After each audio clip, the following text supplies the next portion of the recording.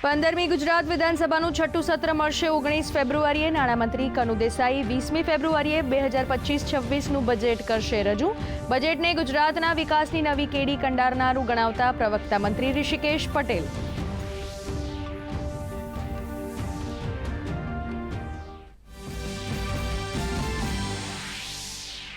મુસદ્દારૂપ જંત્રીના 11,046 વાંધા સૂચનો મળ્યાની વિગતો આપતા પ્રવક્તા મંત્રી ઋષિકેશ પટેલ। શહેરમાં 5,400 ગ્રામ્યમાં મળી 5,600 વાંધા અરજી।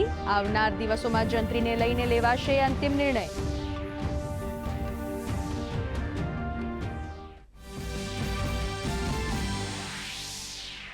કેન્દ્રીય ગૃહમંત્રી અમિત શાહ આવતીકાલે ગુજરાત પ્રવાસે સુરતમાં ડુમ્મસ રોડ ઉપર કેન્સર હોસ્પિટલનું કરશે લોકાર્પણ। અમદાવાદમાં હિન્દુ આધ્યાત્મિક અને સેવા સંસ્થાન દ્વારા આયોજિત મેળાનો કરાવશે પ્રારંભ। તો એએમસીના વિવિધ વિકાસ કાર્યોનું કરશે લોકાર્પણ અને ખાતમુહૂર્ત।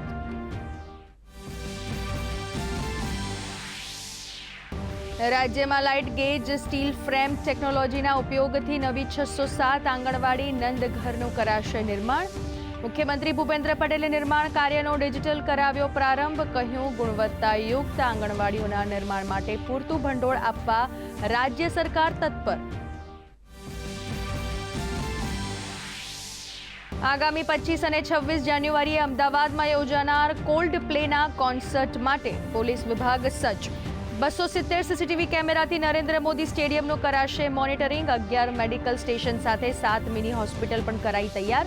દર 7 મિનિટે દોડશે મેટ્રો ટ્રેન। કોલ્ડ પ્લેના અમદાવાદમાં યોજાનાર કોન્સર્ટ માટે પશ્ચિમ રેલવેનું આયોજન। અમદાવાદ અને બાંદ્રા ટર્મિનલ વચ્ચે દોડાવાશે 2 trip superfast special train. Train number 09462 અને 0461 માટે આજથી બુકિંગ શરૂ।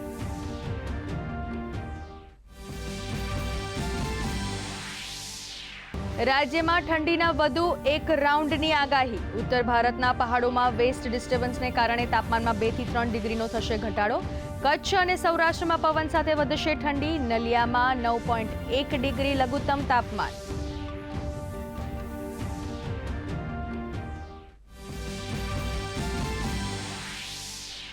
અને ભારત અને ઇંગ્લેન્ડ વચ્ચે કોલકાતાના ઈડન ગાર્ડનમાં પહેલી T20 મેચ।